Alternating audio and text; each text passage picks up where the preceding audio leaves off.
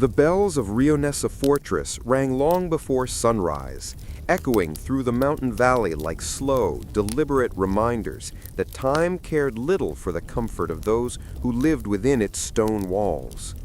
It was the year 1421 in the kingdom of Aravonne, and the fortress, isolated among the snow-touched ridges, served as both refuge and prison for the young Princess Mariela of House Veris. Few outside the court had heard of her then, and even fewer imagined the weight of events that would one day orbit around the quiet girl who spent her earliest years wandering the drafty corridors of Rionessa. Her childhood unfolded against a backdrop of political erosion. Aravonne, once the most formidable kingdom on the Calveti Peninsula, had splintered under decades of factional conflict. Noble families warred over territory. Foreign merchants dictated terms to weakened monarchs, and Aravonne's enemies, the coastal realm of Rylan, the desert kingdom of Kashtar, and the maritime traders of Sevria, advantaged themselves at every opportunity. The royal treasury dwindled, and military fortresses crumbled faster than they could be repaired. In this environment, Princess Mariela's formative years were shaped less by luxury and more by austerity. Rionessa Fortress, though technically a royal residence, was far removed from the courtly splendor of Valvori City.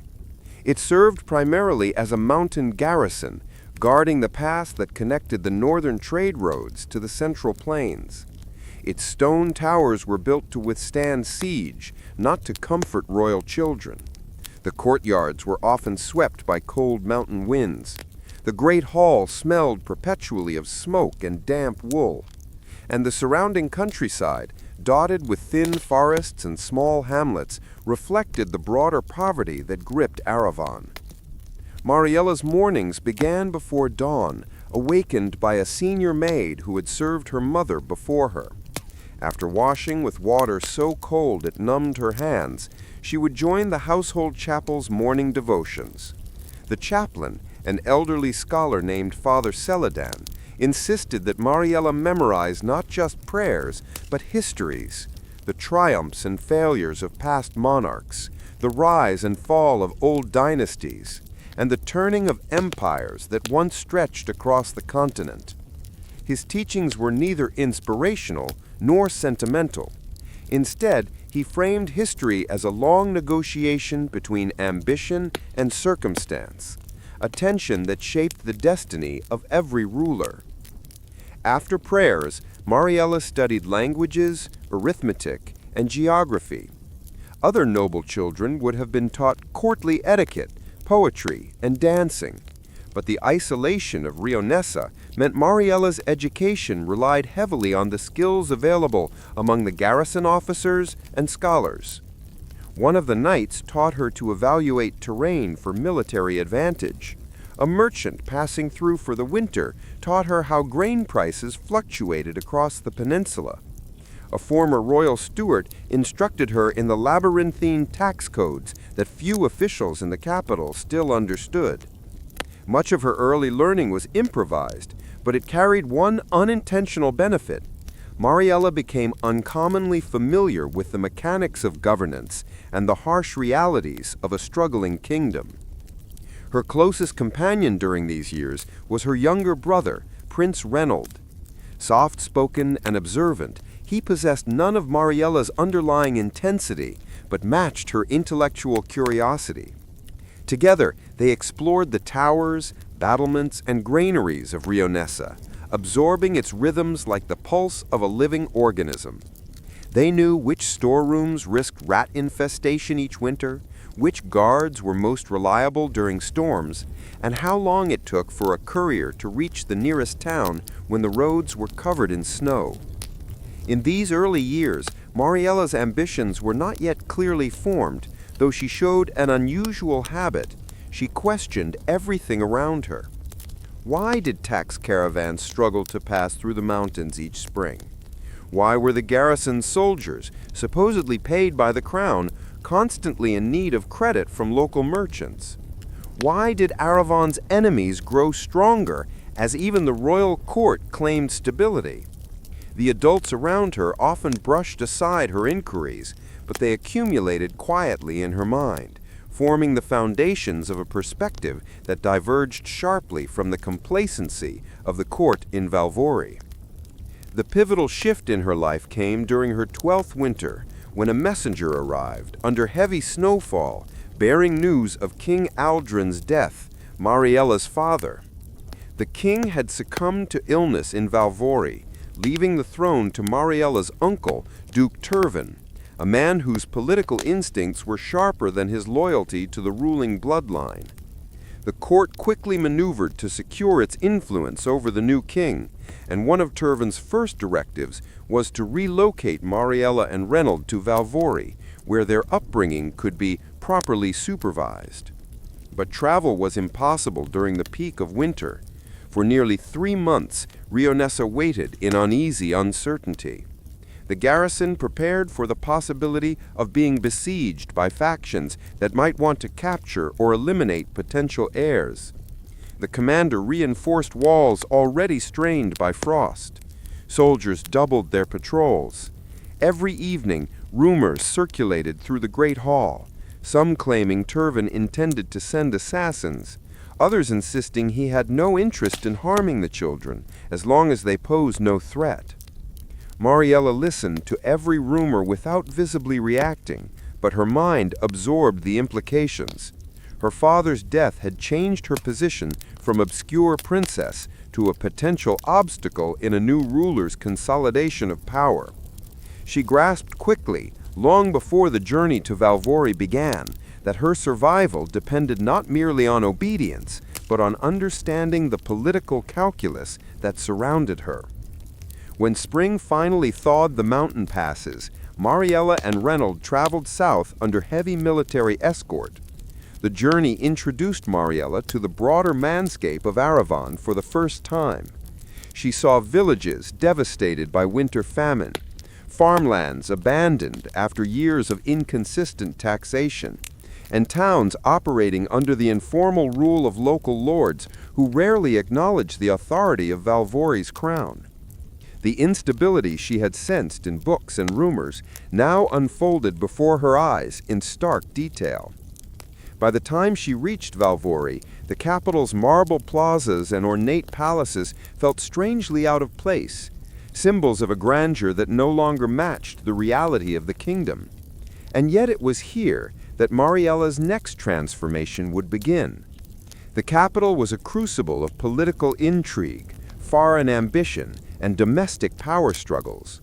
It was also the place where Mariela would first encounter ideas that would shape the future. Naval innovations from the western archipelagos, maps depicting unknown western waters, and discussions among scholars who believed the world was far larger than previously assumed. The seeds of empire, still small, still distant, were first planted in her mind during these early months in Valvori. The capital city of Valvori dazzled the eye long before one stepped inside its walls. Approaching from the northern road, Mariela saw its tiered skyline rising from the plains like a layered crown. Gilded rooftops, merchant towers, the spires of guild halls, and the ancient citadel perched on a ridge of polished limestone. But for all its beauty, Valvori's grandeur masked fractures not yet visible to the untrained observer. To Mariela, the city appeared both magnificent and strangely fragile, like a ceremonial chalice strained by invisible cracks. The royal escort paused at the great north gate. Guards wrapped in blue and silver cloaks inspected their papers with polite efficiency, yet their eyes lingered on Mariela longer than necessary. The young princess felt the weight of their unspoken assessments. Not a child arriving for tutelage, but a potential pawn whose value would be determined by the ambitions of others. Inside the walls, the streets were crowded with traders, guild workers, and foreign travelers. Vendors called out in dialects Mariela had never heard, offering spices from western archipelagos, silks from the desert kingdoms, and medicinal herbs from the fog-covered forests of the far north. She observed the commotion silently, noting how certain merchants wore badges granting them royal exemption from taxes, privileges rumored to have been bought with generous donations to the new king's allies. The palace complex, known as the Aravonne court, rose at the center of the city. Built on foundations that predated the monarchy itself, it had been expanded repeatedly by rulers eager to leave architectural legacies. The result was a sprawling maze of cloisters, courtyards, private gardens, council chambers, and ornate residences interconnected by narrow stone walkways. To newcomers, it was easy to lose one's way. To courtiers, it was a battleground fought with whispers and alliances rather than swords. King Aravonne greeted Mariela and Renault in the Hall of Tapestries, an elongated chamber lined with woven portrayals of battles from centuries past. His appearance was precisely as described by rumors: tall, narrow-faced, elegantly dressed, and composed to the point of suspicion. His smile was courteous, but his eyes held a calculating stillness.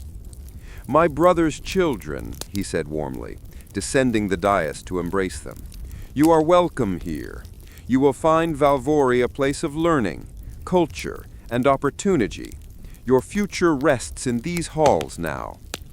Mariela curtsied. Renault bowed. Neither spoke. Etiquette demanded humility. Survival demanded restraint. Within hours of their arrival, their new schedules were arranged. Tutors were assigned. A governess took responsibility for Renault's education. As for Mariela, she was placed under the guidance of Lady Saracinde, a noblewoman famed for her diplomatic temperament and sharp intellect. Lady Saracinde told her during their first private meeting, "You must understand that Valvori is not merely the heart of Aravonne, it is its echo. What happens in these halls rarely reflects what the kingdom needs. Instead, it reflects what the kingdom's most powerful factions desire." Mariela absorbed those words carefully. They echoed the lessons of Father Celadon, but with a sharper edge. Her days soon adopted a new rhythm. Mornings were spent studying diplomacy and languages. Afternoons were filled with lectures on statecraft, legal codes, and the lineage of noble houses. Even evenings required attending court assemblies, not to participate, but to observe. She learned how alliances formed between families whose mutual hatred ran generations deep, how merchants used strategic gifts to secure monopolies, and how military commanders from border provinces subtly lobbied for increased funding for their personal interests. Valvori was alive with controlled disorder, and Mariela found it strangely intoxicating. The greatest shock came during a council session she attended from the gallery above the chamber. Advisors debated rising tensions with the coastal kingdom of Rylan, whose privateers had been raiding Aravonne's merchant vessels. What struck Mariela was not the topic, but the inability of the council to reach consensus. Some demanded immediate retaliation. Others argued for negotiations. Still others saw the raids as an opportunity to expand the naval budget for their personal interests. No one in the chamber seemed concerned with the long-term consequences. It was during this session that Mariela first recognized a simple truth. Aravonne suffered not from weakness of resources, but weakness of leadership. No strategy guided decisions. No unified purpose directed the kingdom's ambition. 1,000 small interests tugged at the nation like horses pulling a wagon in different directions. This realization created an awakening within her, subtle, quiet, but unmistakable. The Scholars' Salon. Mariela's curiosity eventually drew her to the Scholars' Salon, a lesser-known wing of the palace where mathematicians, cartographers, historians, and natural philosophers congregated in defiance of courtly politics. Lady Saracinde encouraged her visits, understanding that knowledge, especially unconventional knowledge, would shape Mariela in ways etiquette never could. The salon differed from the rest of the palace. Its chambers were cluttered with scrolls, ink-stained tables, unrolled maps, and bronze astronomical instruments. The air smelled faintly of charcoal and parchment. Here, arguments erupted not over noble lineage, but over the distance between continents, the drift of currents in uncharted seas, and whether the world was truly bounded by known lands. One cartographer, Master Olderin, presented Mariela with a map unlike any she had seen. It depicted the known continents, but beyond their western edges he had drawn vast open waters marked only with question marks and speculative islands. These, he explained, represent what we do not yet know. The scholars of the western archipelagos claim there may be land even further west, untouched, uncharted, perhaps rich with resources, but no one has sailed far enough to confirm it. Mariela traced the inked coastlines with her finger. "Why not?" she asked. "Lack of funding," Olderin said dryly, "lack of royal interest, and lack of unity among the kingdoms. Great ventures require stability. Aravonne cannot maintain its own trade routes, let alone sponsor exploration." Mariela absorbed his frustration. She felt an odd sensation, a stirring of possibility. What if Aravonne wasn't doomed to decline?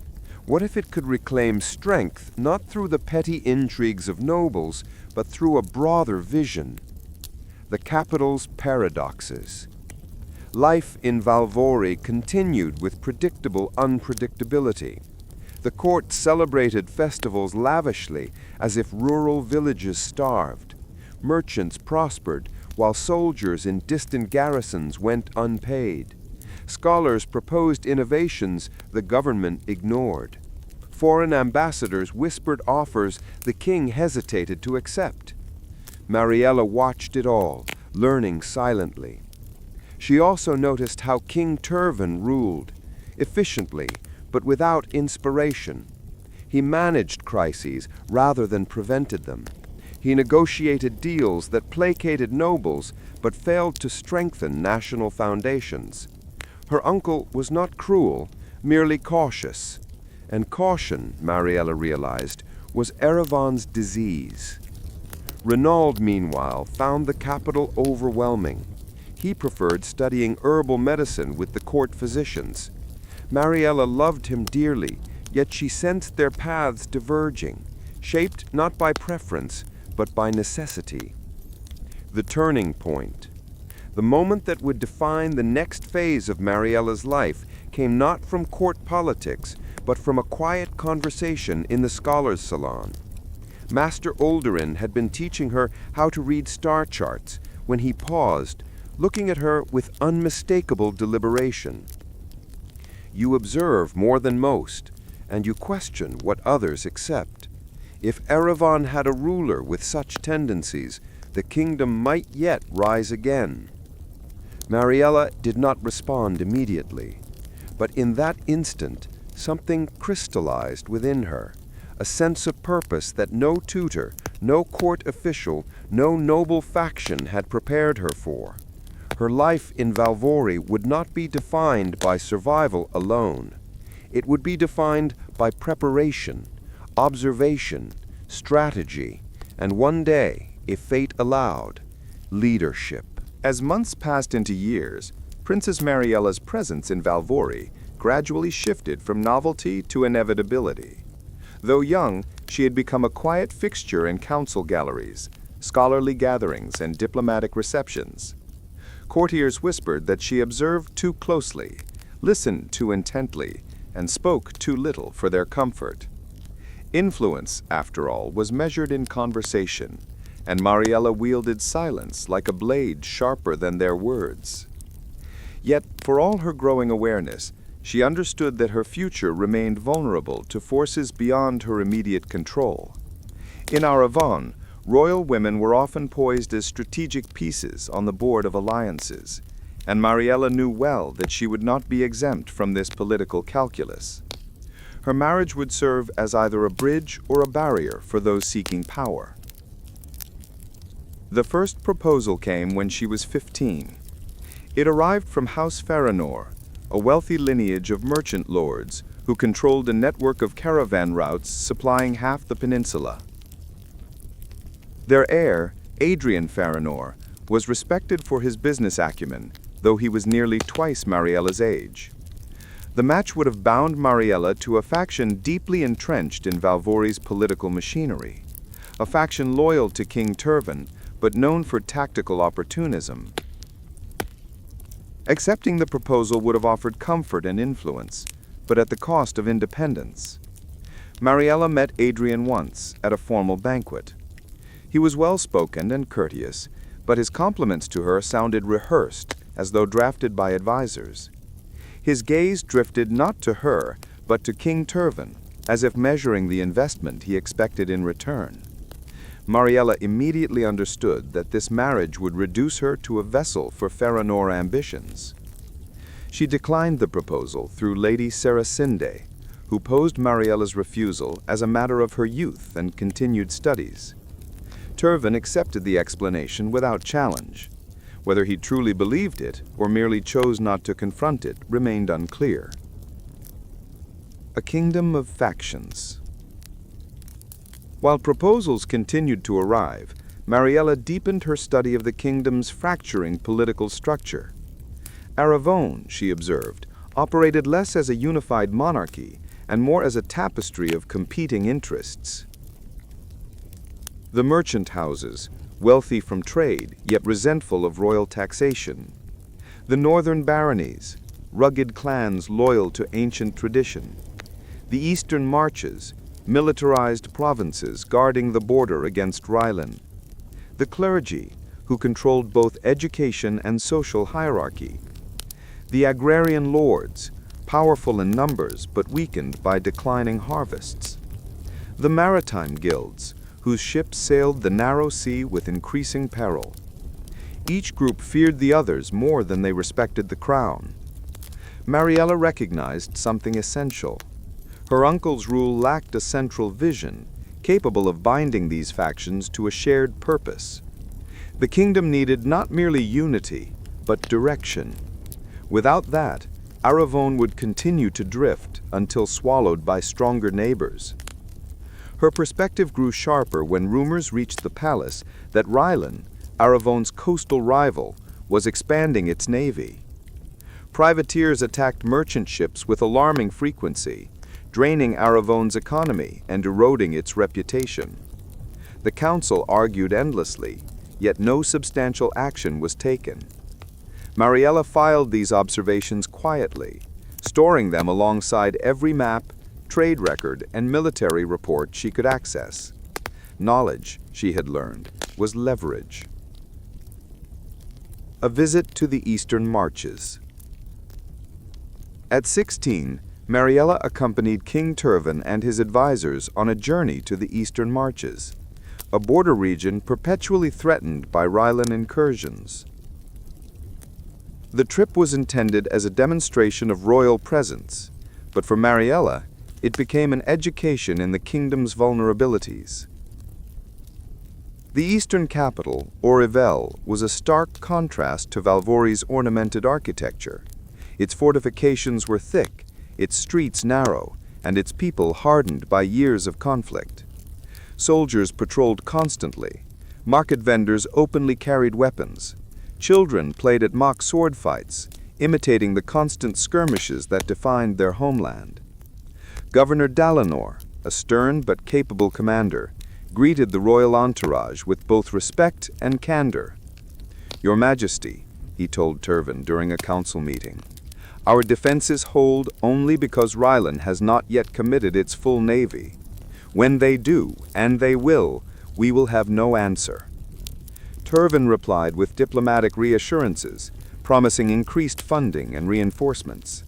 But Mariela noticed the governor's jaw tighten at the king's vague promises.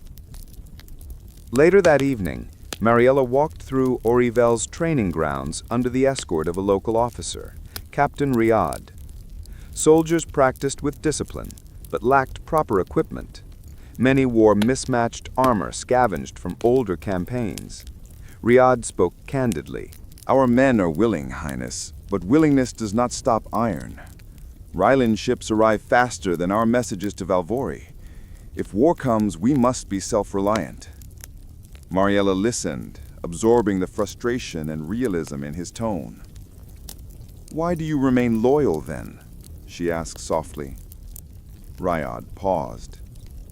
"Because loyalty is what holds a kingdom together when its rulers fail, and because we believe Aravonne can still rise, if guided by someone who sees beyond court politics." He did not say her name, but something in his gaze suggested he saw potential in her that others overlooked. Seeds of a vision. The journey home deepened Mariela's understanding. Aravonne could not survive through tradition alone.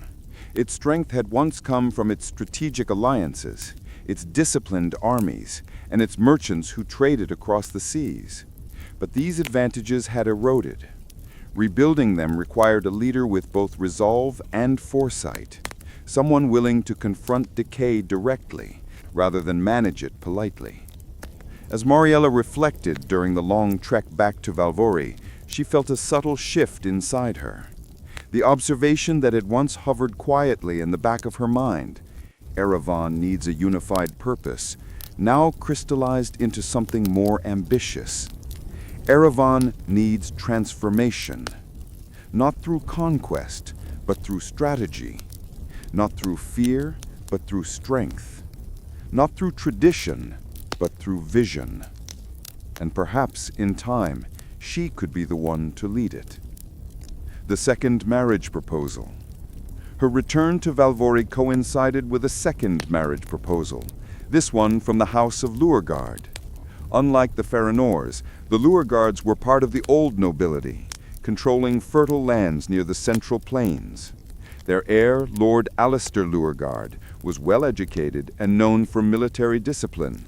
Mariela met him during a formal dinner. He was polite, earnest, and far more genuine than Adrian Ferenor. His ambitions were moderate, his manners refined, and yet Mariela sensed that marrying him would entrench her within a segment of nobility content with maintaining the status quo. Alistair seemed destined to become a competent provincial lord, not a partner in shaping the future of a kingdom. Lady Sarazind privately observed, "He is a safe choice." Safety, Mariela knew, had preserved Aravonne's decline for generations. She declined again. Sarazind's expression softened with approval, though she said only, "Then your path narrows." The foreign envoy. The same season, a foreign envoy from the island kingdom of Lyrian arrived in Valvori. Envoy Caelus was charismatic and sharp-tongued, representing a nation famed for its naval innovation. Lyrian had navigated far more dangerous waters than Aravonne and emerged prosperous. Caelus presented King Tervan with a proposal for a maritime alliance, joint navigation routes, shared port rights, and collaborative shipbuilding. The council reacted with predictable caution. Some feared empowering a foreign navy. Others mistrusted Lyrian intentions. Tervan deferred the decision, but Mariela felt invigorated by the possibilities. The envoy's descriptions of Lyrian fleets, astronomical navigation methods, and experimental long-distance expeditions stirred her curiosity. She studied their maps in detail, asking precise questions that surprised Caelus.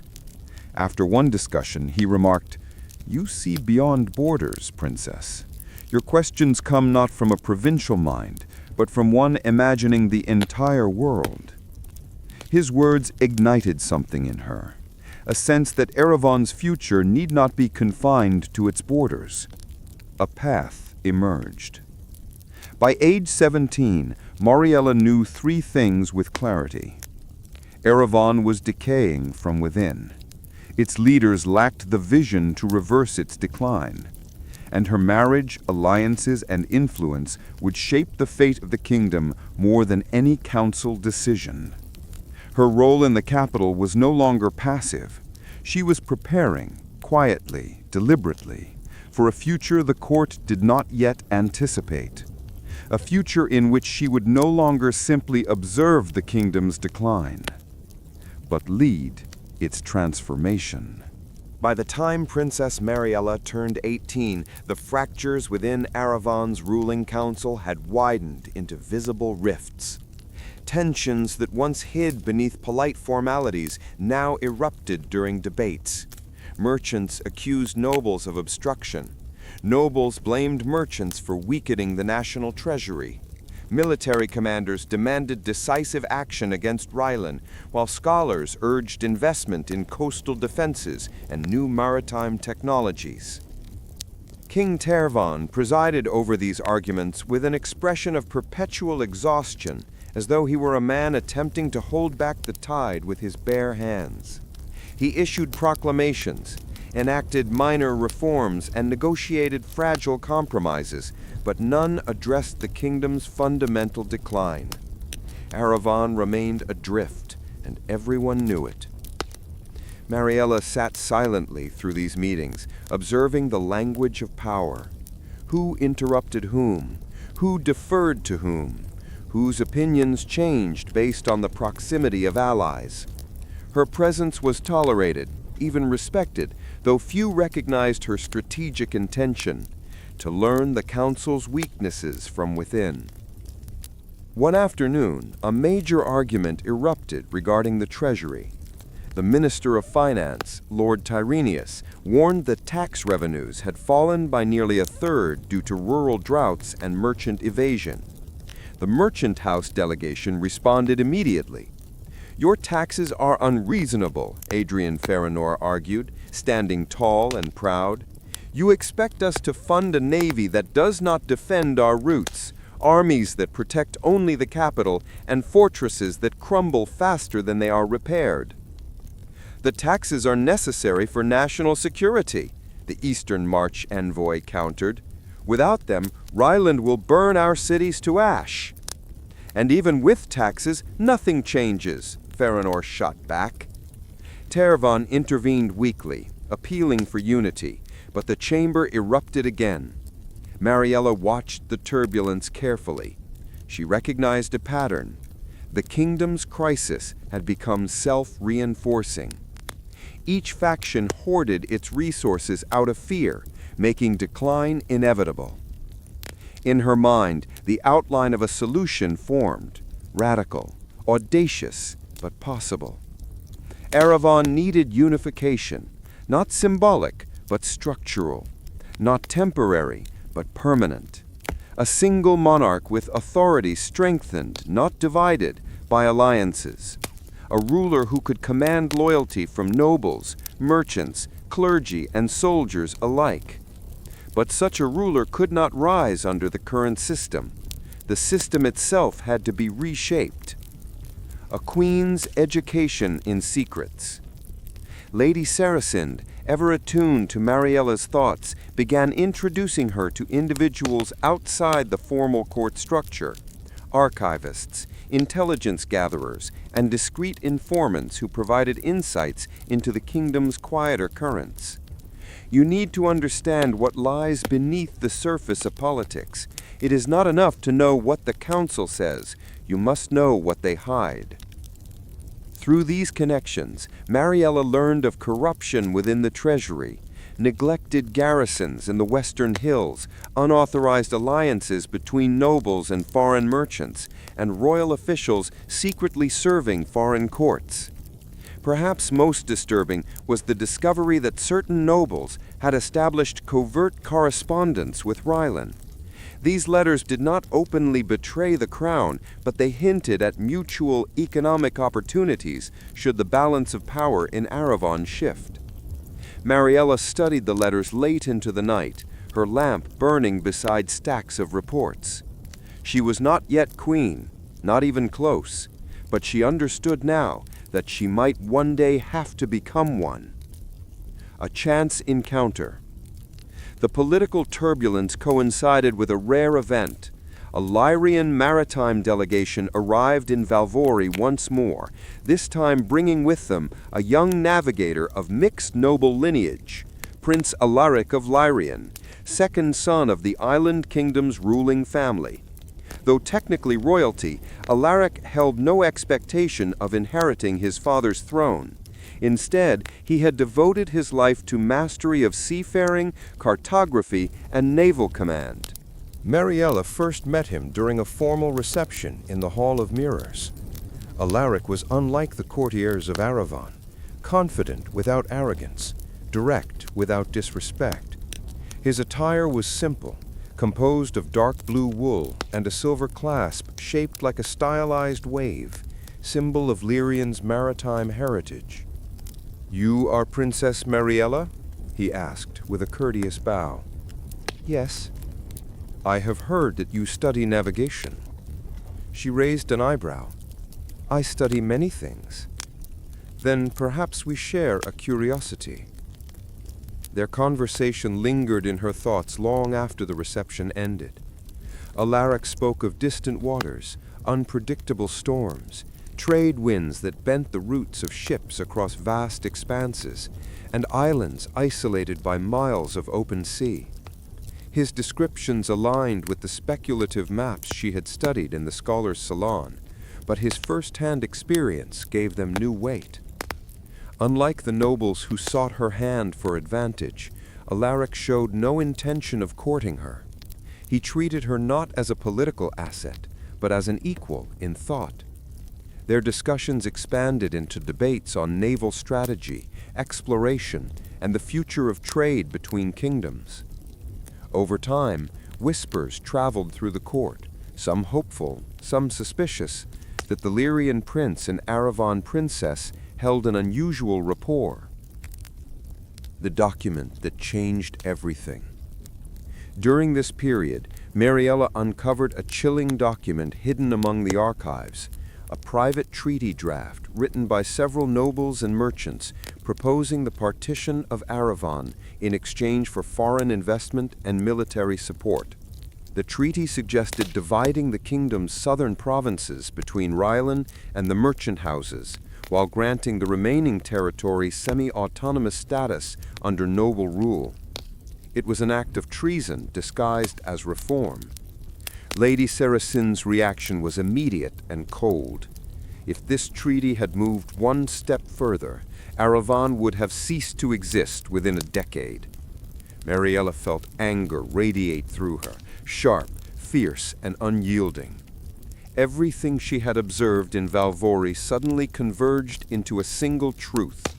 The kingdom would not die by foreign invasion, but by internal collapse. And she would not stand by and watch. A new resolve.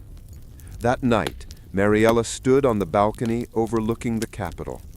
Lanterns lined the streets below, swaying gently in the evening breeze. The palace towers rose behind her, illuminated by the moonlight, and beneath their beauty, she now saw only fragility. Aravonne teetered between decay and possibility. The council could not save it. Her uncle could not save it. The nobles would not save it. But she could. Not yet. Not openly, but eventually. She envisioned the kingdom unified under a monarch who commanded respect through strength and wisdom. A kingdom fortified militarily, revitalized economically, and emboldened by maritime expansion. A kingdom that looked beyond its borders instead of trembling behind them. And though she was still only a princess, she felt the stirrings of a leader awakening within her. The third proposal. The next marriage proposal arrived from a surprising source, the kingdom of Lyrian. The Lyrian king, without Alaric's knowledge, sent a formal letter proposing betrothal between Mariela and his second son. The court erupted with speculation. Some nobles believed the alliance would strengthen Aravonne's naval power.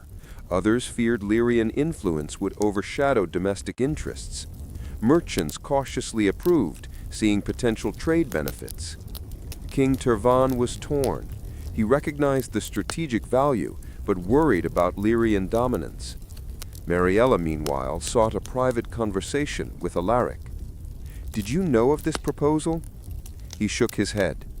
"I did not. My father does not consult me on diplomatic matters. Would you support such an alliance?" Alaric studied her quietly. "Aravonne needs strength. Lyrian seeks partnership. If our union could bring stability to both, then yes, I would support it." His sincerity struck her, not emotional, not romantic, but grounded in mutual respect. But she gave no immediate answer. Her decision would shape the future of Aravonne more than any treaty. The storm on the horizon. As Mariela considered the proposal, news arrived of a significant Rylan naval maneuver, one that threatened Aravonne's weakest coastal defenses. War seemed imminent, and Mariela knew the moment she had been preparing for was drawing near. The kingdom needed unity, it needed vision, it needed strength. It needed a ruler who would not allow it to fall. The path toward becoming that ruler was becoming clearer, but so were the dangers. The first reports arrived from the coastal city of Sereth. Ryland's navy had mobilized. Their ships, sleek, fast, and reinforced with southern hardwood, had sailed north in a formation too deliberate to be dismissed as patrol. Merchants fleeing the port spoke of torchlight on the horizon, the glow of signal fires, and the thunder of drums echoing across the water. When the news reached Valvori, tension spread through the palace corridors like a tightening wire. The royal council convened at dawn, summoned by messengers pounding on chamber doors. Mariela attended from the gallery, though she felt every word as though she were part of the debate itself. Lord Tyrrhenius presented the facts with trembling hands. "Ryland has dispatched no fewer than 30 warships," he said, voice cracking. "They have positioned themselves at the mouth of the Marrow Strait, blocking our merchant fleet and threatening to cut off maritime trade entirely." The council erupted. "They mean to starve us economically. This is an act of war, an explicit provocation. Where is our navy?" "What navy?" someone scoffed. King Tervan called for calm, though his voice lacked the conviction needed to quell the panic. "We will send envoys," he declared. "We will negotiate a de-escalation." Several military commanders slammed their hands on the table. "Your Majesty, negotiations will be seen as weakness," said Commander Halverick of the Eastern Marches. "We must prepare our defenses. Delay will cost us dearly."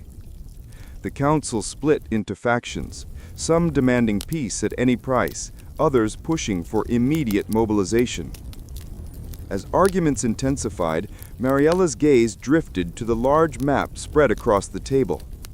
Aravonne's coastline stretched like an unguarded flank, dotted with cities and harbors vulnerable to blockade.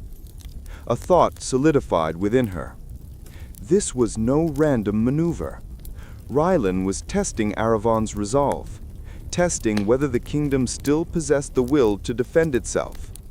And if Aravonne failed to respond decisively, every nation on the peninsula would learn that the kingdom was ripe for dismantling. The king falters. Later that evening, King Tervan summoned Mariela privately, a rare occurrence. He met her in the Cedar Hall, its walls carved with scenes of ancient monarchs. The air smelled faintly of burning oils. "Mariela," he said, his expression weary. "The council is in chaos.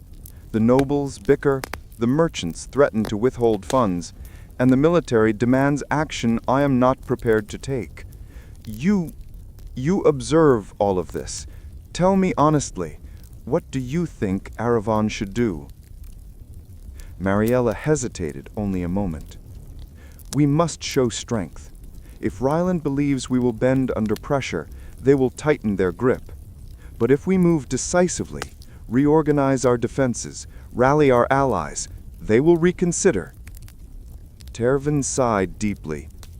"I am king, yes, but a king must choose which battles to fight. War would devastate us. Peace would destroy us more surely. Aravonne is already weak. If we appear unwilling to defend ourselves, the kingdom will fracture." Terraven looked away, his voice almost a whisper. "I fear I am not the ruler Aravonne needs." Mariela studied him, not unkindly, but with a clarity sharpened by months of observation. No one is born ready to rule, but someone must be willing.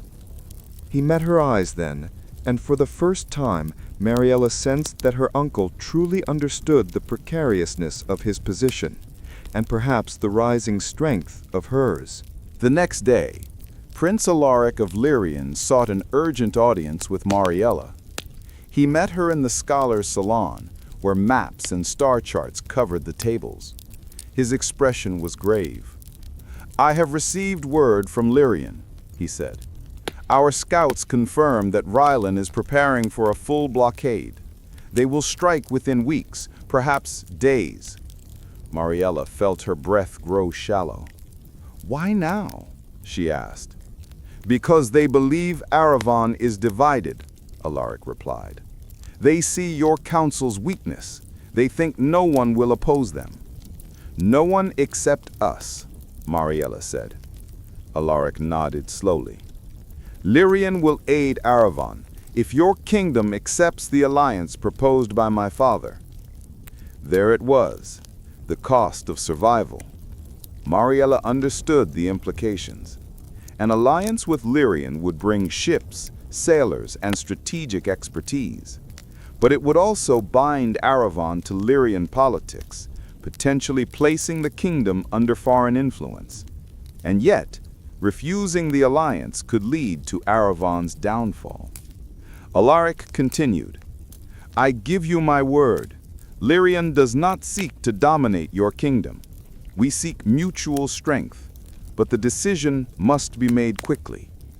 Mariela felt the weight of responsibility pressing upon her.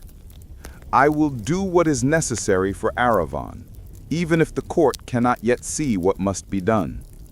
Alaric bowed deeply. "Then I stand with you." The letter from Rylan. Days later, a message arrived from the Rylan Warfleet commander. The letter, delivered in a sealed brass tube, contained no courtesy, only demands. Withdraw Aravonne's claim to the northern straits. Pay tribute for 5 years, and yield control of 2 coastal fortresses. A hush fell over the council as Terraven read the letter aloud. "This is extortion," a noble muttered. "This is war," another corrected. Mariela watched her uncle's hands tremble as he lowered the parchment. The council waited for his command, attack or submit. But Tervaugh said nothing. The silence stretched dangerously long. Finally, Mariela stood. "My lords," she said, her voice steady, "Aravonne cannot accept these terms. To yield would invite the ruin of this kingdom. We must resist, and we must stand with allies capable of helping us repel this threat." A ripple of concern and surprise spread across the room.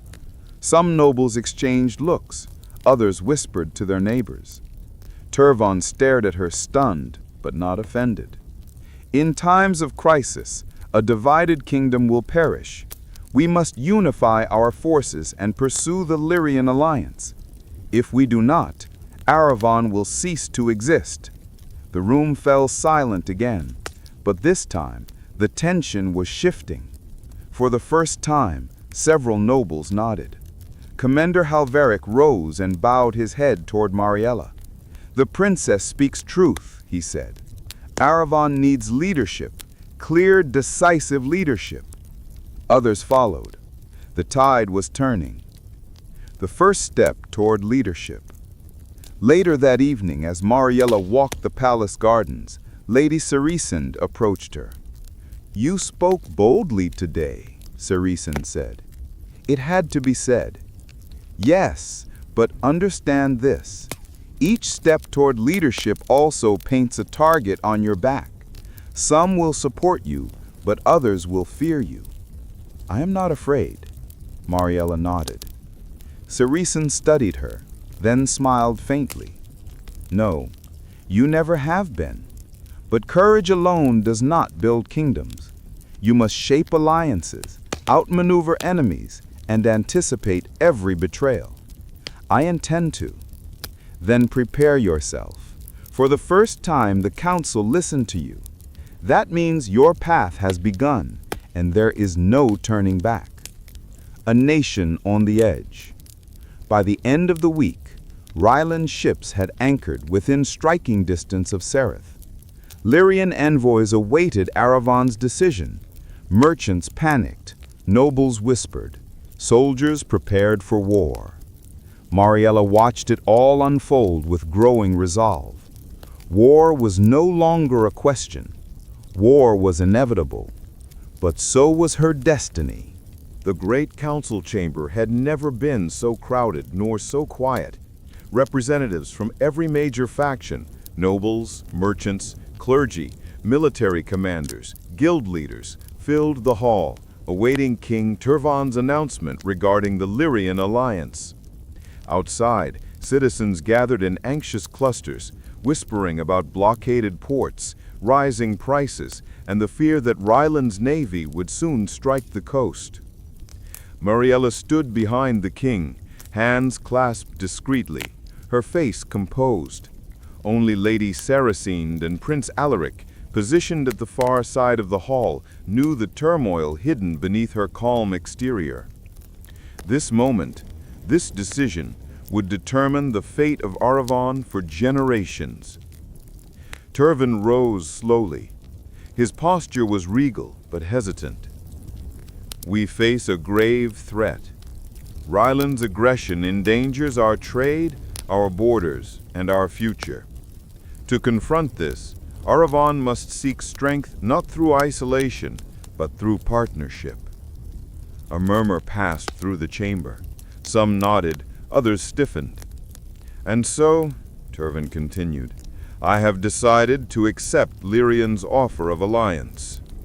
Shock rippled through the hall. Even those who privately supported the alliance were unprepared for the abruptness of the announcement. The king lifted a scroll bearing Lyrian's seal. This treaty will bind our kingdoms in mutual defense, shared maritime rights, and economic cooperation.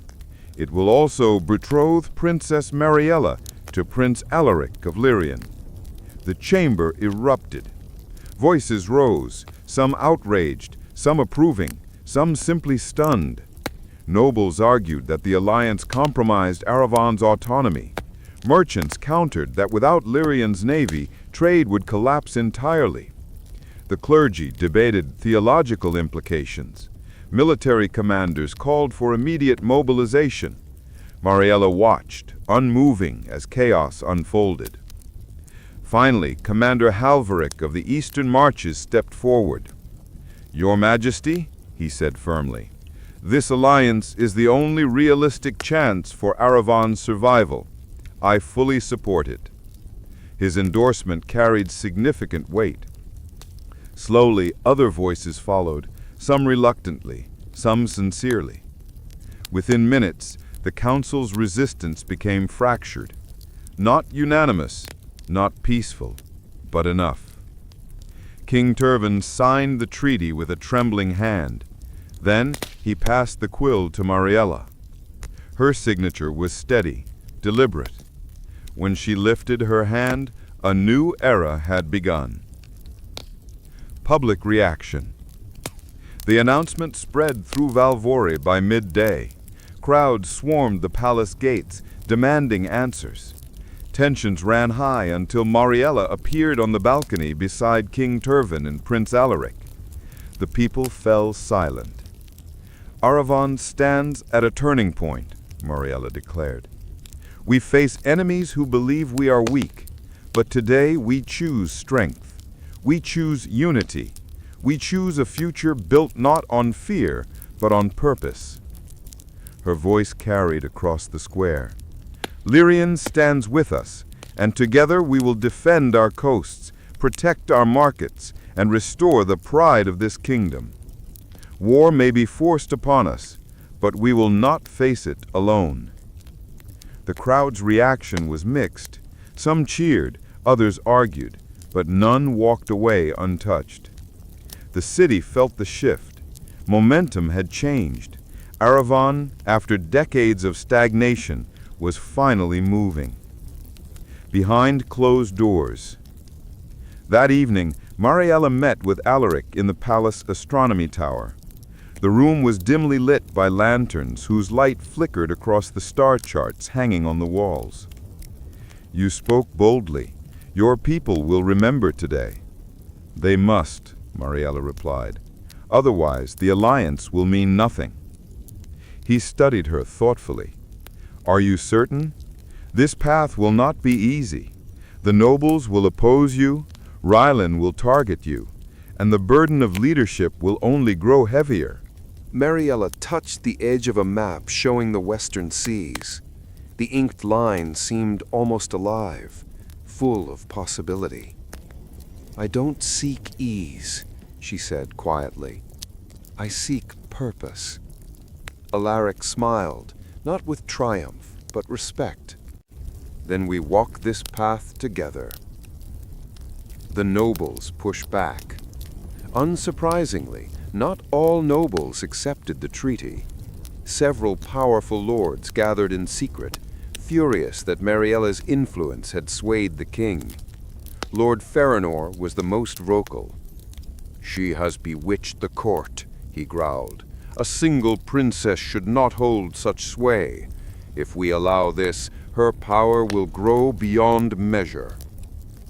Others agreed reluctantly. "She aligns herself with foreign princes," a countess muttered. "If she becomes queen, Lyrian's interests will supersede ours." "Unless," Farinor said carefully, "she never becomes queen." It was a dangerous suggestion, treasonous, but none in the room objected. Plans formed in whispers, plans Mariela could not yet see. Preparing for war. While political tensions simmered, Aravonne began preparing for war. Lyrian ships arrived at the port of Yeaselgate, their sails marked with silver waves. Engineers from Lyrian workshops assisted Aravonne's craftsmen in reinforcing coastal fortresses. Training grounds filled with new recruits, while veteran soldiers drilled day and night. The transformation was not immediate, but it was unmistakable. Mariela visited each coastal garrison personally. She rode through muddy fields, spoke with commanders, and reviewed fortification plans. Soldiers straightened when she approached, sensing her resolve. In Sereth, the city closest to the blockade, citizens greeted her with guarded hope. At a meeting with the city council, Mariela spoke plainly. "The Rylan fleet believes we are fractured. We will show them otherwise. With Lyrian's aid, we will break their blockade, but we need unity. Supplies must be rationed. Civilians must remain calm. The success of this defense depends on all of us." Her words steadied the city. A growing shadow. During her travels, Mariela began receiving anonymous warnings. Notes slipped under her chamber door, whispers delivered by trembling servants. "Beware the nobles of the southern plain. Some wish to undo the alliance. Trust no one outside your closest circle. They fear your rise." The warnings intensified over time, though no names were given. Lady Saracen grew concerned. "Your influence grows too quickly," she warned. "This frightens powerful men. You must tread carefully." Mariela nodded, but her resolve did not waver. "The kingdom's future is more important than their fears." Saracen's voice lowered. "Just ensure it does not cost your life." The last message before the storm. In early spring, a messenger from Lyrian arrived breathless at the palace gates. He carried a sealed letter bearing the personal mark of the Lyrian king. "Rylan prepares to strike Sereth within a fortnight. They believe Aravonne too divided to respond in time. We stand ready. Send word when you move." Mariela read the letter twice. Then she folded it and placed it on the council table. The time has come. The storm is approaching, and this kingdom will face its reckoning. Her voice was steady. Her path was clear. War would shape Aravonne's future, but Mariela would shape the war. The scent of brine and storm hung over the city of Serith as Mariela arrived with the vanguard. The Rylan blockade loomed on the horizon, rows of dark sails swaying like a wall of crows waiting for their prey to falter. Already trade had slowed to a trickle. Fishermen feared venturing beyond the bay. Prices had doubled. Morale had halved. But the streets buzzed when Mariela entered the city, flanked by Lyrian officers and Aravonne commanders. People leaned from balconies, crowded at corners, whispering, "Princess Mariela? She came herself? She's not hiding in Valvori. Maybe we have a chance." Mariela felt their eyes on her, expectant, hopeful, desperate. The weight of it pressed on her, not with fear, but resolve. She had not come to simply observe the blockade. She had come to break it. War Council at Serith Citadel. At sunset, the War Council gathered in the Citadel's strategy chamber, a stone hall overlooking the sea cliffs. The mood was tense, though steady. Commander Halverick opened the meeting. Ryland's fleet numbers at least 30 warships. Their formation is tight, their supply lines steady. They are prepared for a prolonged engagement. Lyrian Captain Sarin, one of Alaric's trusted officers, stepped forward. They have left a small gap along the southern arc, barely noticeable, but there, likely intentional, to lure smaller ships into a trap. Halverick frowned. So they want us to attempt a breakout. Yes, Sarin replied, but that does not mean we cannot exploit it. Their rear formation is lighter than expected. Mariela studied the map. They expect us to be cautious. They expect hesitation. If we time our movements with Lyrian support, we may surprise them. A murmur spread across the table. Someone scoffed, a southern noble's representative. "You speak as if you command a fleet, princess." Mariela met his gaze. "I speak as someone who intends this kingdom to survive." Silence. Halverick cleared his throat. "Her Highness is correct. Ryland's strategy relies on intimidation. If we remain defensive, we lose. The only way forward is to act with precision and conviction." Mariela nodded. "Then we must plan for a coordinated strike, at dawn, with Lyrian's fastest ships leading." Even Sarin seemed impressed. "A bold plan, and one that may succeed." Thus the decision was set. Night before the battle. Sleep eluded Serith that night. Soldiers sharpened blades, checked ropes, tied sails, whispered to one another about the battle to come. The streets shimmered with lanterns as families prayed in doorways. Mariela walked alone along the citadel's outer wall, staring at the faint outline of the Ryland fleet illuminated by distant fires.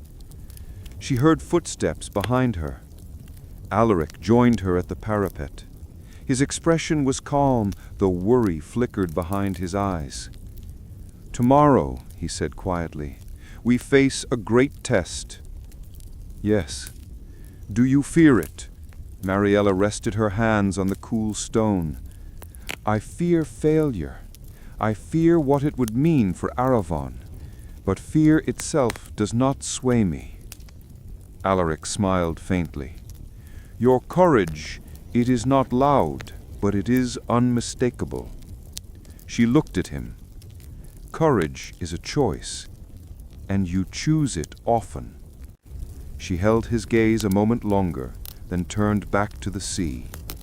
"Tomorrow," she repeated softly, "everything changes."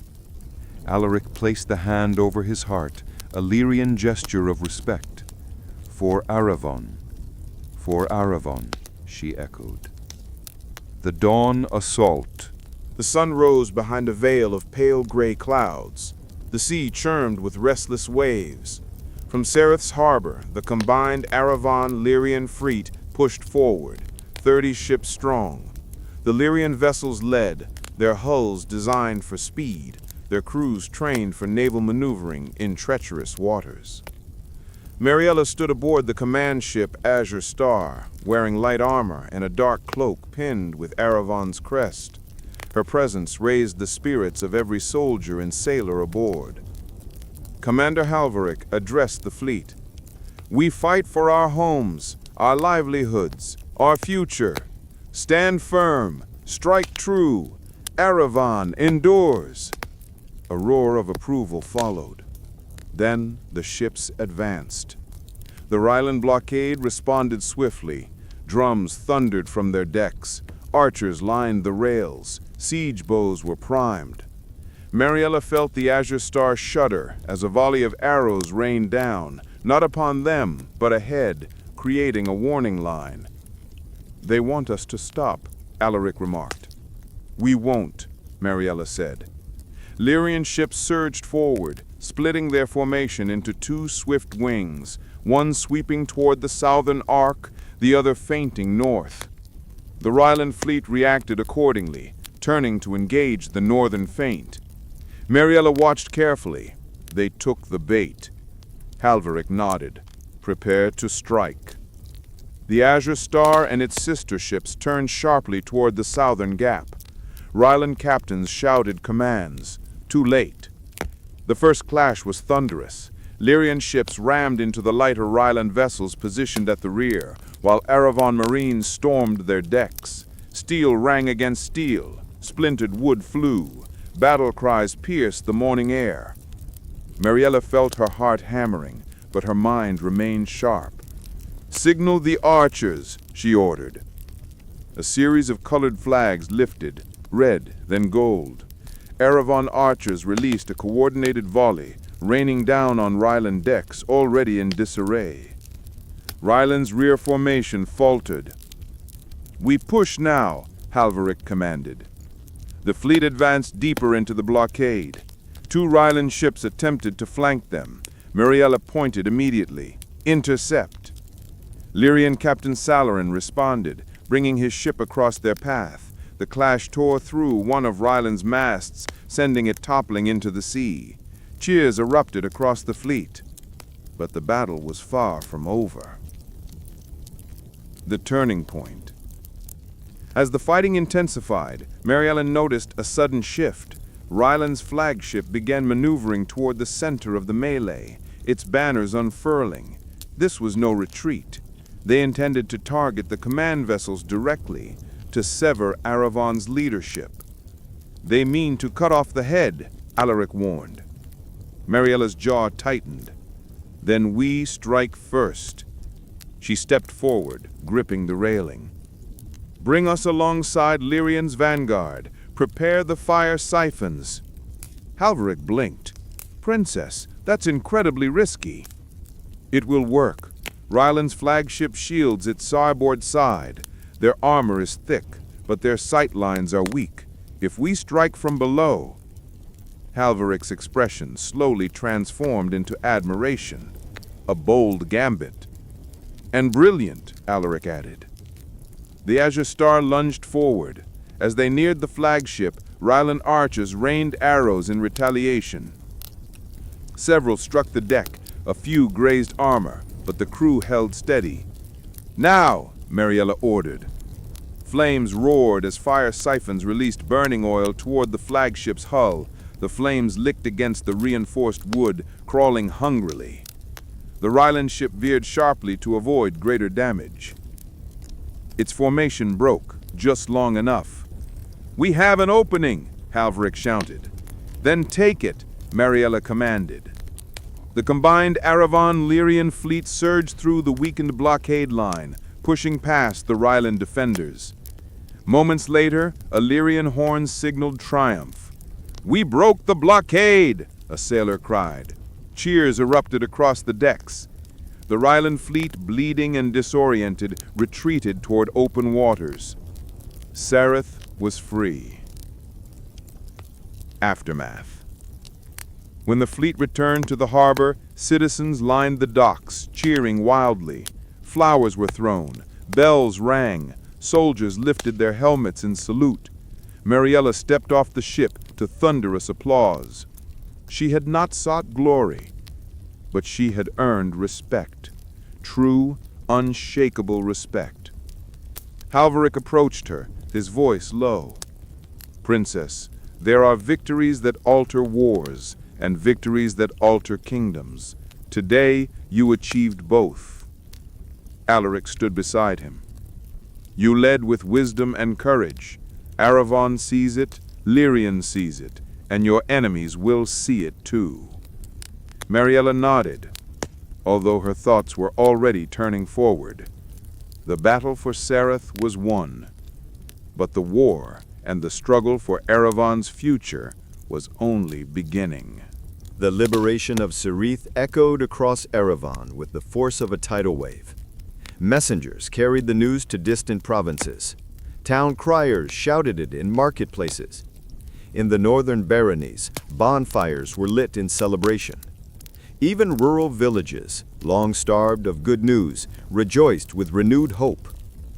For the first time in years, Aravonne felt alive.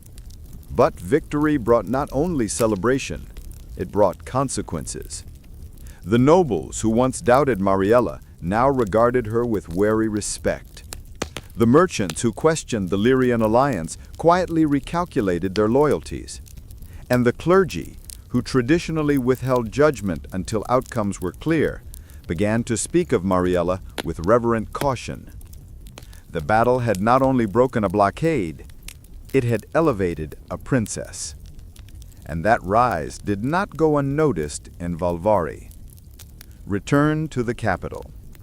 When Mariela returned to the capital weeks later, she entered not as a political observer, but as a leader whose influence had become undeniable. The gates of Valvari opened to crowds that stretched down the main avenue. Citizens waved banners and olive branches. Soldiers stood at perfect attention. Even the normally aloof palace guards straightened with visible pride as she passed. King Tervan greeted her in the great hall, embracing her in full view of the court. "You have saved Aravonne," he declared, loud enough for everyone to hear. Mariela bowed respectfully. "Aravonne saved itself. I merely helped direct its courage." The hall erupted in applause, though not all hands clapped. Several nobles watched from the sidelines, their expressions tight with unease. Lady Saracinde whispered in Mariela's ear, "You have gained the people's loyalty. That is the first sign of true power, and the first reason for others to fear you." Mariela nodded quietly. She was aware. Power gathered like a storm, and storms always cast shadows. A brewing conspiracy. Within days of her return, Lady Saracinde delivered troubling news. During Mariela's time in Sareth, a faction of nobles, led unsurprisingly by Lord Ferraner, had intensified their secret meetings. Their aim was clear: prevent Mariela from gaining further influence. Ferraner had grown bolder as Mariela's prominence rose. Now, with her popularity soaring, he became desperate. Saracinde shared whispered reports. They claim the Lyrian alliance threatens Aravonne. They argue you seek to undermine King Tervan. They believe you intend to take the throne. Mariela absorbed this without flinching. "They feared change," she said simply. Saracende's voice hardened. "They fear you, and cornered men do dangerous things." Mariela's rise had accelerated faster than she intended, but she could not slow now. The kingdom's survival depended on momentum. Still, she acted with caution. She discreetly increased security around her quarters. She instructed loyal officers from the eastern marches to rotate through palace patrols. She asked Alaric to keep Lyrian aides close at hand, should the need arise. She trusted few, and with good reason. Council of the Seas. With the blockade broken, Mariela was determined not to waste the opportunity. The victory at Cerith had opened a path for deeper naval reform. She proposed the creation of a Council of the Seas, a joint Lyrian-Aravonne body dedicated to maritime strategy, exploration, and trade development. The idea was ambitious, even radical, but it promised long-term security. At the council meeting, Mariela presented her plan. Aravonne must no longer fear the sea. It must master it. This council would combine the best minds from both kingdoms, navigators, shipwrights, cartographers, to strengthen our naval capacity, not for war alone, but for prosperity. Some nobles scoffed. We should not rely on foreigners to defend our coasts. Others countered. We rely on no one. We collaborate. That is strength. Alaric stood to address the room. Lyrian offers partnership, not dominance. We believe Aravonne has the potential to become a maritime power. This council would benefit us both. King Tervan, increasingly aware of public sentiment, supported the idea. The princess has brought us victory. Let us hear her vision for the future. And so, after heated debate, the Council of the Seas was approved. Mariela's influence deepened further. A personal shift. Despite her growing responsibilities, Mariela found herself seeking quiet moments with Alaric. Their betrothal, once a political necessity, had begun to shift towards something deeper, though neither spoke openly of it. Their shared work, values, and relentless dedication forged a bond stronger than ceremony. One evening, as they reviewed expedition maps in the palace library, Alaric leaned closer. "Your mind never rests," he said quietly. "Nor yours." He smiled. "Perhaps that is why we stand well together." Mariela did not blush, though her heartbeat quickened. There was comfort in Alaric's presence, not distraction, but companionship rooted in purpose. He pointed to a Western Sea chart. "There is talk in Lyrian of unexplored waters beyond the archipelagos. Some believe there may be lands there." Mariela's eyes lit with curiosity. "Uncharted lands? Possibly. Unknown, certainly. But exploration requires stability at home. And unity," Mariela added. Alaric nodded, "which you are building, piece by piece." Mariela lowered her gaze. Not without resistance. He met her eyes, unwavering. Every ruler who changes the world faces resistance. The word ruler hung between them. Neither corrected it. The assassins at dusk. The first assassination attempt came unexpectedly. Mariela was returning from a meeting with the Council of the Seas. Dusk had settled over the palace gardens, casting long shadows across the marble paths. 2 palace guards walked ahead of her, another followed behind. Mariela sensed something wrong before she saw it, an unnatural silence, a faint metallic click. Then an arrow hissed through the air. One of her guards collapsed instantly. "Protect the princess!" the captain shouted. Masked figures emerged from behind the hedges. Mariela moved swiftly behind a stone column as steel clashed around her. Her guards fought bravely, but were outnumbered. The attackers were trained. Mercenaries, not amateurs. A blade flashed toward her. She stepped back instinctively, heart pounding, but before the attacker could strike again, a second figure intervened. Alaric, sword drawn, blocked the blow with a forceful parry. "Mariela, stay behind me," he commanded.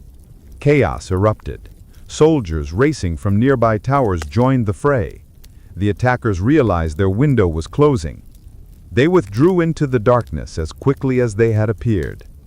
When it was over, 2 guards lay dead.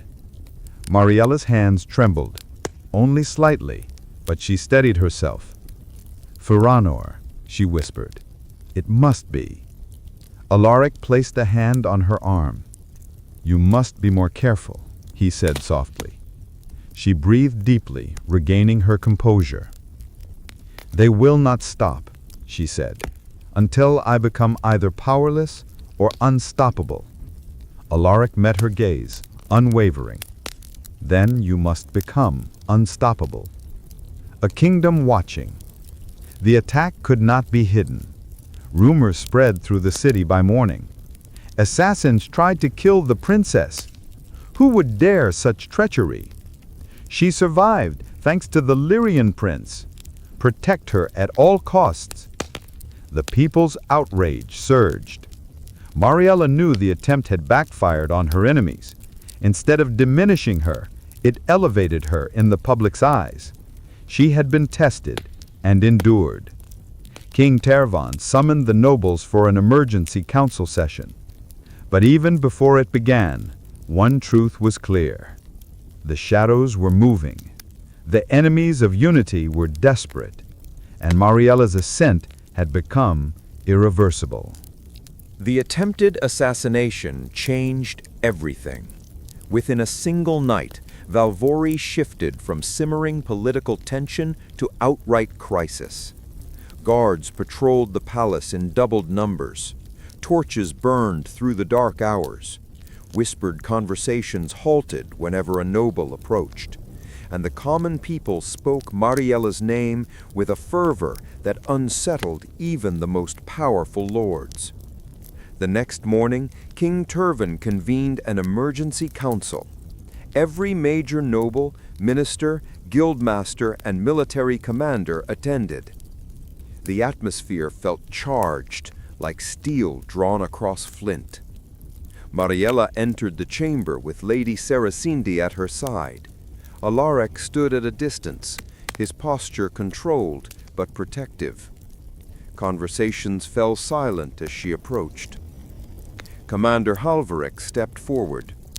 "Princess Mariela," he began with a bow, "you honor the council by standing before us after such a grievous attempt on your life." Several nobles murmured agreement, though some eyes flickered with distrust. Mariela spoke with clarity and restraint. "I am alive, but 2 loyal guards are not. Their sacrifice deserves justice. The kingdom deserves answers." Her gaze swept the room. "And I intend to find them." The council divided. King Tervan rose slowly from the throne dais. "His Majesty," he said, "no one here condones violence against the royal family, but we cannot allow baseless assumptions. Surely the princess misunderstands. These attackers could have been foreign saboteurs. Perhaps Rylan seeks to destabilize us." Halverick's fist tightened. "Rylan's assassins do not flee toward the southern quarter. They flee toward allies." Murmurs rippled through the hall. Feanor's smile stiffened. "Commander, you overstep." "No, he speaks truth." All eyes turned to her. "Who stands to gain from my death?" she continued. "Rylan would celebrate, yes, but they are not fools. They would not risk exposure by sending assassins into the heart of the capital. Only those within Aravonne could facilitate such an attack." Feanor raised a brow. "A dangerous accusation, Princess." "Not as dangerous as murder," Mariela replied calmly. A noble from the Western Highlands spoke hesitantly. "You suggest treachery from within the court." Mariela answered with a single, steady word. "Yes." Silence fell, heavy and unmistakable. The king falters. The princess stands. Tervan looked torn. His instincts leaned toward avoidance. He wanted peace, not confrontation. But Mariela's gaze did not waver. And beyond her, he saw Halverick, Saracindi, Alaric and several influential nobles poised behind her, silent but supportive. He realized that indecision would make him look complicit. Then an investigation must be conducted, Turvin said firmly.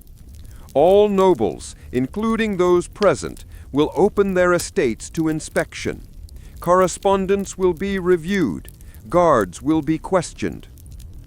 Faranor's composure cracked. "You accuse us of treason?" he demanded. "I accuse no one, but we will uncover the truth." Mariela added, "And if any are found guilty, they will answer for their crimes." Faranor glared at her, pure hatred flickering across his features. For the first time, Mariela sensed that he did not merely oppose her assent. He feared it. The people speak. As the investigation began, unrest grew outside the palace. Citizens gathered in the marketplace with banners and chants. "Protect the princess! Justice for the guards! End noble corruption! Aravonne united!" It was the largest public demonstration in decades. Mariela observed from a high balcony. She felt the weight of their cries, not as praise, but as responsibility. The people had chosen her as the symbol of their hope, and hope, she knew, was both powerful and perilous. Alaric tuned her. "They believe in you," he said softly.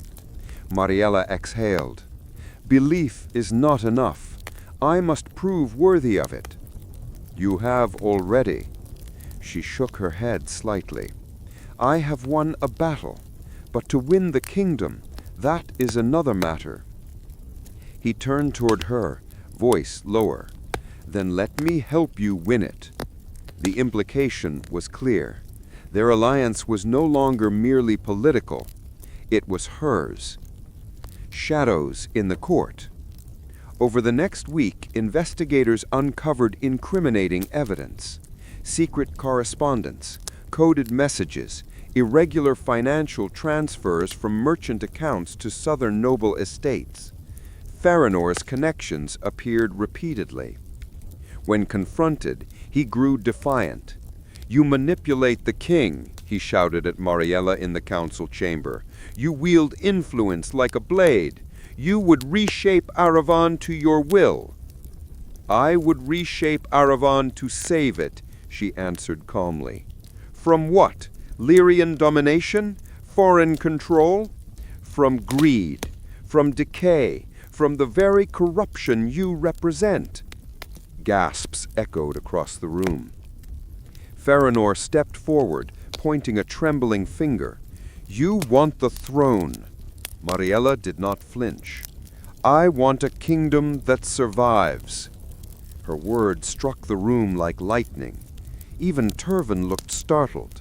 The nobles watched her, some cautious, some awed, some terrified. Her intentions were no longer whispers. They were truth. The threat escalated. That night, a messenger staggered into the palace courtyard, bleeding, barely conscious. He collapsed at Mariela's feet, gasping. They are raising forces south of Valvori, Faranor and his allies, an armed revolt." Mariela knelt beside him, voice steady but urgent. "How many?" "Hundreds, perhaps more. Gathering near Selvar Keep. They plan to march within days." The courtyard froze. A noble revolt. Civil war. Alaric drew in a sharp breath. This is no longer politics. Halveric arrived moments later, face grim. "It seems Faranor has chosen open treason." Mariela rose slowly. "I expected nothing less." The decision. King Turvin called an emergency council, but the moment he entered, all eyes shifted, not to the king, but to Mariela. Turvin looked at her, deeply troubled. "What do you think we should do?" he asked. She did not hesitate. We cannot allow treason to take root. If we do, the kingdom will fracture permanently. We must act swiftly." Halveric stepped forward. "I stand ready to lead the army." Alaric added, "Lyrian forces will aid you." Several loyal nobles pledged men and supplies. The kingdom held its breath. Turvan swallowed hard, then spoke. "Very well. Princess Mariela, you will oversee the mobilization. Commander Halveric will lead the army at your direction." It was the closest thing to co-rulership that had ever occurred in Aravonne. Faranor's rebellion triggered exactly what he feared most, Mariela's rise to power. The night before marching, Mariela prepared to leave Valvori at dawn. Her armor lay ready. Maps were rolled. Messages were sent. Sereth veterans answered the call. Lady Saracindi entered Mariela's chamber, her expression softening. "You realize what this means. After tomorrow, no one will doubt that you lead Aravonne." Mariela nodded. "And no one will forgive me for it." "They do not need to. They only need to follow." As Saracindi left, Alaric entered. He paused, studying her, armor half-strapped, hair tied back, eyes sharper than ever before. "You look like a ruler. I look like someone who must protect her kingdom." He stepped closer. "You are both." For a moment, the looming conflict faded. Only the two of them remained, their futures intertwined, their choices shaping nations. "Once this is over," he said quietly, "everything will change." Mariela exhaled. "It already has." Alaric took her hand. "For Aravonne," he said. "For Aravonne," she echoed. The march toward destiny. At dawn, Mariela rode out at the head of the royal army. Mariela rode out at the head of the royal army, thousands strong. Banners of Aravonne fluttered in the wind. The people lined the streets, cheering her name. And Mariela knew. This was no longer about Faranor. It was about Aravonne's future. And her own. The march south toward Selvar Keep moved quickly, driven by urgency and the grim knowledge that a rebellion left unchecked would fracture Aravonne beyond repair. The roads were lined with anxious villagers offering water, bread, and whispered blessings. Many bowed toward Mariela as she rode past, not with empty courtesy, but with genuine hope. Word of Faranor's treachery had spread like wildfire, and the people clamored for justice. Prince Alaric rode at Mariela's side, his Lyrian cloak snapping in the wind. Commander Halveric led the vanguard, while the royal banners of Aravonne, deep green and silver, billowed across the horizon. It was not the largest army the kingdom had mustered, but it was disciplined, loyal, and unified under a single purpose. By the time they reached the outer fields of Selvar, scouts delivered their assessments. "Faranor has fortified the keep," one reported. "Nearly 600 men stand with him, and more gather from the southern farmlands." "Are they trained soldiers?" Halveric asked. "Some," the scout said, "but many are hired blades." Mariela nodded slowly. Desperate men, bought with desperate promises. She dismounted and studied the keep in the distance. Selvar stood perched atop a rocky rise, its walls thick and weathered. Faranor had chosen his stronghold well, but Mariela was not deterred. "This ends today," she said. The parley. Before committing to battle, Mariela insisted on a final parley. It was not to negotiate, she knew Faranor would never bend, but to offer him one last chance to face judgment without needless bloodshed. She rode forward under a white banner, escorted by Halveric, Alaric, and Saracindi. Faranor himself appeared on the battlements, flanked by armed men. His expression twisted into a sneer. "So the would-be queen arrives," he called down mockingly. Mariela met his gaze. "Lay down your arms, Farinor. Open your gates. You will stand trial before the crown." Farinor laughed. "Trial. Do not pretend this is about justice. You want the throne. Your little alliance with Lyrian is proof enough." "You rebelled against your kingdom, not against me," Mariela replied calmly. Farinor leaned forward, voice dripping with disdain.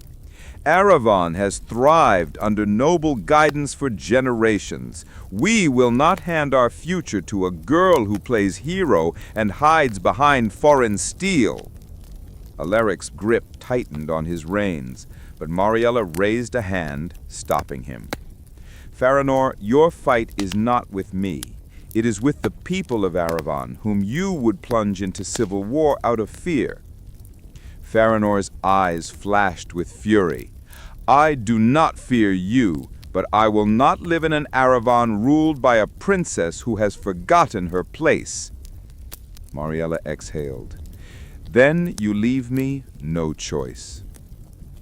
She turned her horse. "Prepare for battle," she told Halveric. The Siege of Selvar. The first clash came at dawn. Aravonne archers released volleys that hammered the outer walls, while shielded infantry advanced across the rocky slope. Farinor's men responded with crossbow bolts and rolling barricades. Mariela directed the forces with precision, her mind steady even as chaos roared around her. "Push left flank, reinforce the center. Once we break the gate defenses, send units in waves." Halvrid bellowed commands. Alaric led a strike team of Lyrian marines through a narrow ravine, circling behind the keep's eastern wall. Their maneuver forced Farinor to split his forces, weakening his center. Hours passed. Smoke choked the air. The ground trembled with each collision of iron and stone. But slowly, inevitably, Mariela's strategy took hold. Selvar's defenses began to crumble. The main gate finally splintered under the combined force of a battering ram and Lyrian demolition charges. Soldiers poured inside. Fighting spilled into the inner courtyard.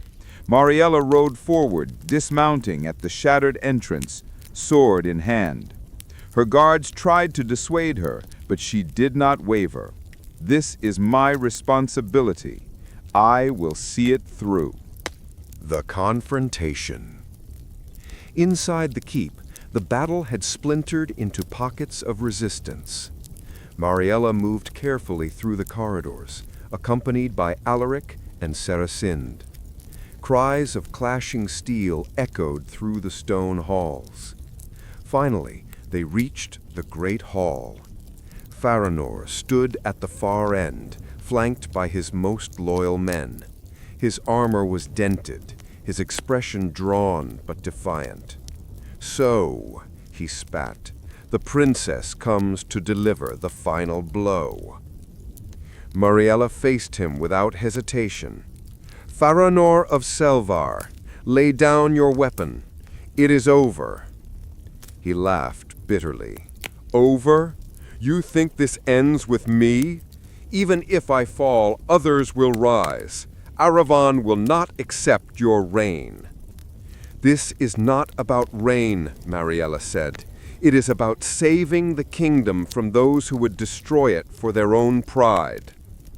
Farinor's grip tightened around his sword.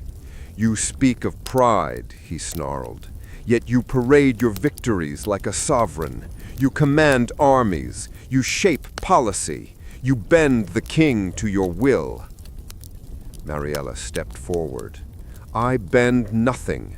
I serve the kingdom, something you forgot long ago." Farinor's face twisted with hate. "If Aravonne must choose between you and me, then I will ensure your blood never stains its future." With a roar, he lunged. The duel. Farinor was skilled, far more than Mariela expected. His blade struck with ferocity, forcing her backward. Alaric started forward, but Mariela shouted, "No! This is mine!" She blocked a heavy overhead swing, the force rattling her arm. She countered with a swift, diagonal strike. Farinor stepped back, then angled his sword low, aiming for her legs. Her defense was precise, calculated. But Farinor fought with rage. Rage was unpredictable. He struck again and again, forcing Mariela into a tight defensive pattern. For a moment, she struggled to maintain ground. Saracen shouted from the doorway, "Focus on his left side, his shoulder, he's favoring it." Mariela saw it, the slight stiffness, the weakness. She pressed forward, shifting momentum. Her blade danced with renewed confidence. A parry, a twist, a strike. Farinor faltered, and with a final decisive movement, Mariela disarmed him, his sword clattering across the stone floor. Farinor stumbled backward, breathing raggedly. "It cannot end like this," he whispered. "It already has," Mariela said. He lunged wildly with a hidden dagger, but Mariela was faster. She stepped aside and struck the hilt of her sword against his temple. Farinor fell, alive but defeated. Justice delivered. Farinor and his chief conspirators were imprisoned and brought before King Tervan within days. Their crimes were laid bare: treason, conspiracy, murder.